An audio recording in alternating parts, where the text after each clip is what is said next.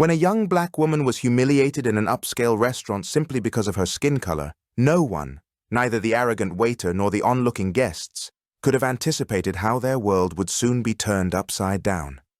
It turns out she was the daughter of the new owner, and in an instant she exposed the deeply rooted prejudices that shook the entire establishment.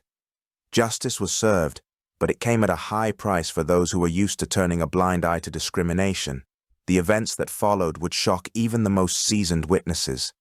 But let's start from the beginning. Anna, a young black woman, walked into a downtown restaurant with a smile. It was one of her favorite places, one she often visited with her father. On this day, she decided to have lunch alone, hoping to enjoy the usual ambiance and her favorite dishes. The moment Anna crossed the threshold, she was met with a cold stare from Michael, the waiter. He stood at the counter, lazily wiping glasses, but the moment he saw her, his expression turned to one of arrogance and disdain. It was as if her very presence annoyed him. Anna noticed but tried to ignore it. She was polite and had dealt with biased attitudes before, always maintaining her composure. She approached the counter and asked for a table. Michael grudgingly nodded and pointed to the farthest corner of the room, clearly trying to seat her away from the other guests. With a restrained smile, Anna walked to the table, hoping things would get better once she placed her order. But the tension in the air was palpable. Several minutes passed, but no one came to take her order. Anna waited patiently, watching as Michael cheerfully attended to other guests while blatantly ignoring her. The other waitstaff followed his lead, avoiding any interaction with her. She felt increasingly uncomfortable but remained composed. Finally, she caught Michael's eye and reminded him that she was still waiting.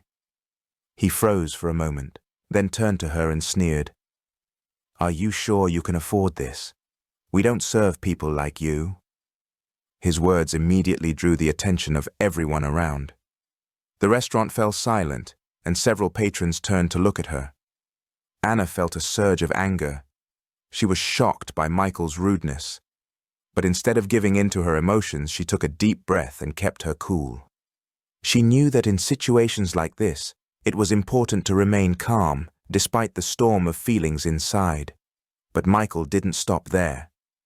"You need to leave," he declared loudly, pointing to the door. "People like you scare away our regulars."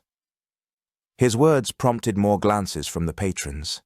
Some began to whisper to each other, while others looked away, not wanting to get involved. Despite the escalating situation, Anna had no intention of leaving. She knew that this moment would be a turning point in her life, though she didn't yet realize just how much things were about to change. Standing by her table, Anna wasn't about to give in to the pressure. Her heart was racing, but outwardly she remained calm. Instead of leaving the restaurant, she took out her phone and dialed her father's number. Without saying much, she simply said, "Dad, I need your help." She knew he would understand. After ending the call, Anna sat back down, refusing to let her anger get the better of her. The silence in the restaurant was only broken by the whispers of patrons watching the scene unfold. Michael continued to glare at her with disdain, but Anna could tell that he didn't realize who he was dealing with. Thinking the situation was getting out of hand, Michael sarcastically said, "If you don't leave, I'll call the police. We won't tolerate trouble in this establishment." His cold voice caused another round of whispers, and several people pulled out their phones, ready to record the conflict. Anna felt humiliated once again, but she didn't lose her composure. She knew the situation was about to change. Sitting quietly at her table, she awaited the moment of truth. Minutes passed, with Michael watching her in frustration, hoping she would give up and leave. But then the door opened, and a tall man in a sharp suit entered the restaurant. It was her father, James, looking confident and authoritative. His presence immediately drew everyone's attention. James walked straight to the counter, ignoring the stares. He didn't even glance at Anna, but she knew he was about to handle the situation. Michael, seeing the stranger in the expensive suit, didn't think much of him and kept his arrogant attitude. "How can I help you?" he asked rudely, unaware of who he was speaking to. James, calm but firm, replied, "Get the manager. I think they should be here." His authoritative tone confused Michael, who, still clueless, reluctantly went to fetch the manager. When the manager arrived and saw James, his face immediately changed. "Mr. James, welcome." The manager greeted him with respect. At that moment, it started to dawn on Michael that he had made a serious mistake. He glanced from James to Anna, realizing that she was the daughter of the new owner. His face paled as the gravity of his error sank in. James calmly addressed the manager. "It seems we have a problem here that needs to be discussed." The manager understood exactly what he meant. Anna, still seated, could feel the situation turning in her favor. Michael realized he had tried to humiliate the daughter of the restaurant's owner, and James was the man who had recently bought the place. Michael turned ghostly pale as he fully grasped who was standing before him. His once unshakable confidence quickly crumbled. Fear flickered in his eyes. He hurriedly tried to justify himself. "I was just trying to maintain order. This guest... I didn't mean to cause trouble."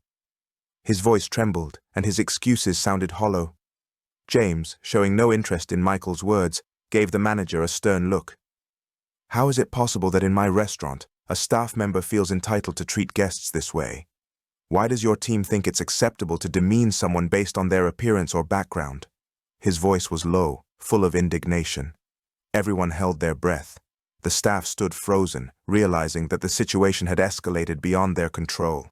The guests, who had been watching the incident, understood that this was now serious. The manager, sensing the threat to the restaurant's reputation, appeared flustered. He mumbled something about a misunderstanding, unsure of what to say. His gaze revealed as much fear as Michael's. Anna, who had been watching, stepped forward. She could no longer stay silent. "This isn't an isolated incident," she firmly stated, addressing both the manager and her father. All eyes turned to her. Speaking calmly, though clearly holding back her anger, she said, "Today, I was humiliated because I'm black. But it's not the first time. I've overheard other waiters whispering about guests treating people with disdain simply because they don't fit their idea of worthy customers." Michael froze, realizing that his actions were just part of a larger problem. As Anna spoke, it became clear that he wasn't the only one displaying bias. The room grew heavy with silence. Guests began murmuring among themselves, some visibly shocked by what they had heard. The tension was palpable. The manager looked lost. He understood that this was not just about his job, but about the reputation of the entire restaurant. If this got out to the press, a scandal was inevitable. He glanced at James, knowing that excuses would no longer suffice. Anna continued, "This isn't the first time this restaurant has violated the principles of equality. Here, people are judged by their appearance, not their merits. I hope this serves as a lesson for everyone." Her words were firm and clear. Despite her calm tone, her message was louder than any shouting could be. Everyone waited in silence for what would happen next. After Anna spoke and silence fell over the room, James stood in the center of the restaurant, looking around at everyone. His gaze was resolute. He took a deep breath and loudly declared, "I will not tolerate discrimination and prejudice in my restaurant. This establishment is for everyone, regardless of skin color or status. Those who violate this principle will no longer work here." His words spread through the room like lightning. People exchanged glances, realizing the gravity of the moment. Michael stood off to the side, his face pale with the realization of what was happening. A second later, James added, "You're fired. Leave immediately." Michael didn't argue. Understanding there were no more excuses, he gathered his things and left, leaving behind an oppressive silence. James then turned to the manager. "This is your last chance. If this happens again, you'll be gone too." The manager, now panicking, nodded, fully aware that from now on, he'd have to not only control the staff but also change the culture of how they treated others. Anna, watching everything unfold, had mixed feelings. She had been humiliated in a place that was supposed to feel safe, but at the same time, she felt a sense of justice. Her father had shown that no one would go unpunished.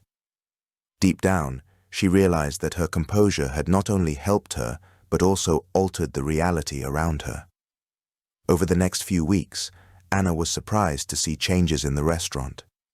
The staff underwent anti-discrimination training, and James implemented strict behavioral rules. Now, everyone knew that bias and disrespect toward guests would not be tolerated. The restaurant became more welcoming to a diverse range of people. Guests who had previously felt unwelcome now came with confidence, knowing they would be respected. Anna felt proud. Her actions had been a crucial step toward changing a system that had existed for too long. Her courage became an inspiration not only for herself, but also for others to stand up for their rights and not fear confronting injustice. The conclusion underscored her internal growth. Anna had overcome not only external injustice, but also her own doubts. Now she knew her voice mattered. The restaurant, once a symbol of discrimination, had become a place of respect and equality. Anna walked forward confidently, knowing that her actions had led to real change and would have a lasting impact.